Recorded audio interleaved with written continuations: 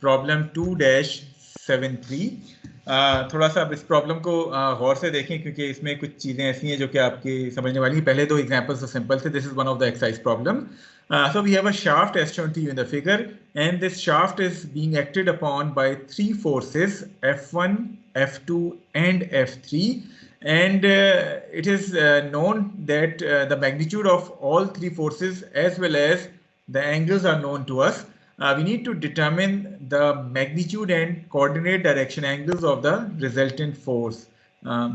It is given to us that force F2 जो है it acts within that octant, यानी force F2 जो है उसका ये पैरेललोग्राम लॉ के तहत अगर हम देखें तो तीन कंपोनेंट्स बन रहे हैं.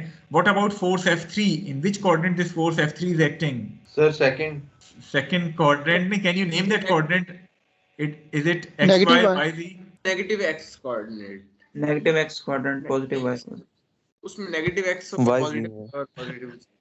थोड़ा सा गौर से देखें. Is it negative X positive Y और negative Y positive Z? Y positive Z. negative y positive z. So negative y positive z. So we have basically three forces. One is force F1, which is acting along a line, that is positive x-axis. The other one is force F3, which is acting in a plane, that is minus y positive z plane. And the third one is force F2, which is acting in space. तो F1 का एक component आएगा, F3 के दो components आएंगे और F2 के हमारे पास तीन कंपोनेंट्स आएंगे. Is it clear to all of you? Yes sir. ठीक है. अब एक एक करके हम इन तमाम फोर्सेस को सबसे पहले कार्टेशियन वेक्टर नोटेशन में लिखेंगे और उसके बाद फिर जो है वो हम इनके ऊपर समेशन वाला फॉर्म लगाएंगे. So let me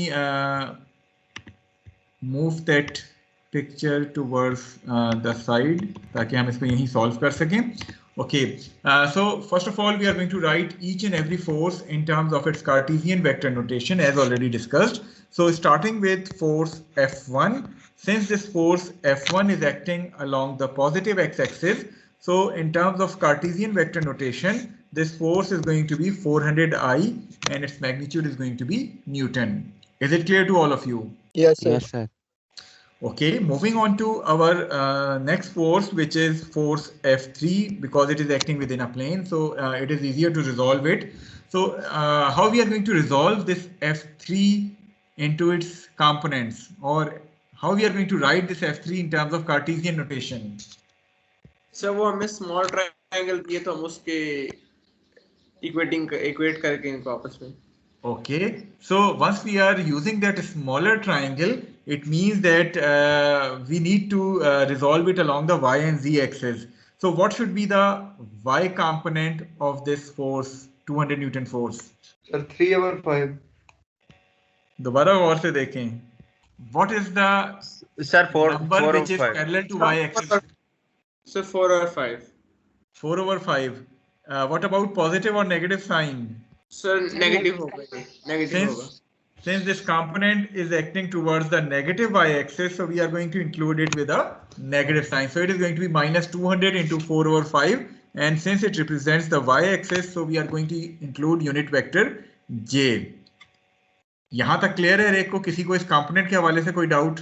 sir kindly एक दफा समझा दें सर, ये 4/5 जे कैसे है? देखें, इससे पहले भी हमने जिक्र किया था, अगर आपको याद हो पिछले टॉपिक में, सपोज हम सिंपल 2 डायमेंशन कंसिडर कर रहे हैं और मैं कहता हूं कि आपके पास ये x एक्सिस थी, ये y एक्सिस थी, and you have a vector which is basically acting in this second coordinate, that is negative x positive y वाले कोऑर्डिनेट है. इस वेक्टर का सपोज मैं कहता मैग्नीट्यूड आपके पास 200 यूनिट्स है. आपके पास इस वेक्टर का एंगल तो नहीं गिवन था, लेकिन इस वेक्टर के साथ ये एक स्मॉलर ट्रायंगल सपोज गिवन था जिसमें आपको यहाँ जो है वो 3 लिखा था, ये 4 लिखा था और ये 5 लिखा था. अब मैं आपसे कहूँ कि आप इस वेक्टर को इसके कंपोनेंट्स की फॉर्म में रिजॉल्व करें, तो यूजिंग द पैरेललोग्राम लॉ आपने दो lines parallel to x and y axis draw की. जहाँ ये लाइंस एंड एक्सिस को कट करती थी वहाँ आपके कंपोनेंट्स बन गए. So this is basically the x component जिसको मैंने fx से डिनोट किया, this is basically the y component जिसको मैंने fy से डिनोट कर दिया. जहां तक ताल्लुक इस fx के मैग्नीट्यूड का है, सो आपके पास ये मैग्नीट्यूड होगा जो उस फोर्स का मैग्नीट्यूड है इनटू fx, यानी x एक्सिस के अलोंग इस छोटे ट्राइंगल की कौन सी साइड आ रही है? 4 सर. 4/5. 4. सो आप 4 डिवाइडेड बाय हाइपोटेन्यूज जो कि 5 आ जाता है वो लिख लेते हैं, और चूंकि ये नेगेटिव एक्स एक्सिस की तरफ है सो नेगेटिव साइन आपने यहाँ डाल लिया। यहाँ तक क्लियर है रेक को? Yes sir. इसी तरह अगर मैं आपसे कहूं कि एफ वाई को लिखें तो एफ वाई भी उसी तरह हो जाएगा, 200 इस फोर्स का मैग्नीट्यूड है, और वाई एक्सिस के अलोंग इस छोटे ट्राइंगल की कौन सी साइड आ रही है? Sir 3, so it is going to be 3/5, और चूंकि ये पॉजिटिव वाई एक्सिस की तरफ है तो आपने इसको जे के साथ लिख लिया, ये आपका आई के साथ आ जाएगा कार्टेशियन नोटेशन। ये चीज हर एक को क्लियर हो गई है? जी सर, थैंक यू। ओके, अब जरा इस ट्राइंगल को जो ओरिजिनल फिगर थी इसको दोबारा गौर से देखें, जब तक मैं इसको रब कर लेता हूं जो यहाँ हमने लिखा है। सो चूंकि आपके पास जो फोर्स F3 है it is acting with in the y z plane, और स्पेसिफिकली अगर बात करें तो नेगेटिव वाई और पॉजिटिव जी प्लेन में ये एक्ट कर रही है। So once you are resolving this force into its components using the smaller triangle, तो आपके पास ये दो कंपोनेंट्स बन रहे हैं, नेगेटिव वाई और पॉजिटिव जी। जहां तक ताल्लुक y कंपोनेंट का है तो यहाँ 4 वाली साइड जो है वो y एक्सिस के पैरेलल है, तो आपने 4/5 यूज कर लिया, और माइनस का साइन इसलिए इस्तेमाल किया because this component is directed towards the negative y axis. दूसरा कंपोनेंट आपका z एक्सिस के अलोंग बनेगा और पॉजिटिव z के अलोंग बनेगा, तो आपने पॉजिटिव साइन डाला। 200 जो साइड z एक्सिस के अलोंग आ रही है वो आपके पास ये 3 वाली है, सो 3 ओवर हाइपोटेन्यूज विच इज 5, और z एक्सिस के अलोंग जो यूनिट वेक्टर आता है वो आपके पास k आ जाता है। सो -200 4/5j plus 200 3/5k. Is it clear to all of you? Yes sir. Yes sir. So simplifying these two things, आपके पास जो बचेगा यहाँ वो -160j और 5 for the 20 plus 120k, और यूनिट्स आपके पास न्यूटन आ जाएंगे। So I hope कि F1 and F3 are clear to all of you. Yes sir. Okay, now moving to the critical force which is F2. How we are going to resolve this F2 in terms of its Cartesian notation? थोड़ा सा गौर से देखें कि F2 को हम कैसे Cartesian notation में कर सकते हैं। सर जिस तरह लास्ट पे किया है F2 cos of 60 and cos of alpha। अच्छा चलें, अल्फा तो आ गया आपके पास, अल्फा कितना गिवन है? Sir 60। Okay, what about this F2 making angle with y axis? Is it given to us? No sir. Sir नहीं, लेकिन वो z के साथ दिया हुआ है तो हम वो रिलेशनशिप लगा के सर फाइंड कर लेंगे, cos alpha square cos beta square plus so cos since gamma eta 2 is not known to us, so first of all we are going to use cos square alpha 2 plus cos square beta 2 plus cos square gamma 2 किसके बराबर होता है? Sir 1 के बराबर होता है। सो alpha 2 is known to us which is 60 degree, gamma 2 is known to us which is again 60 degrees.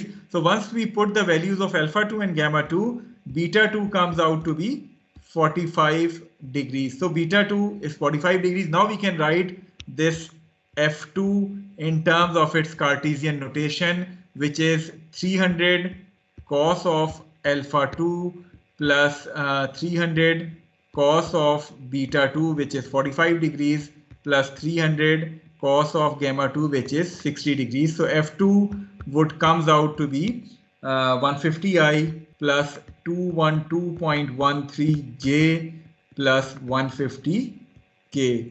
Units आपके Newton है। क्लियर है सबको? Yes sir.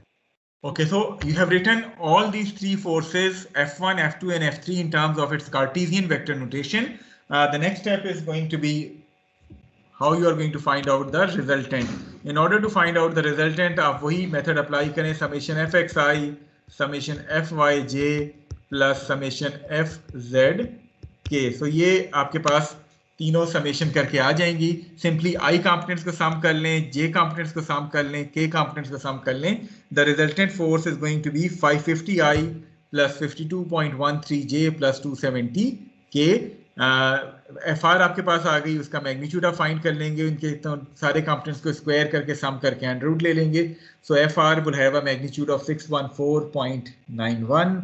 Once you have found FR as well as its magnitude, then you can find out alpha R, beta R and gamma R by simply taking cos inverse summation fx over fr, cos inverse summation fy over fr and cos inverse summation fz over FR. So those angles comes out to be 26.56, 85.14 and 63.95.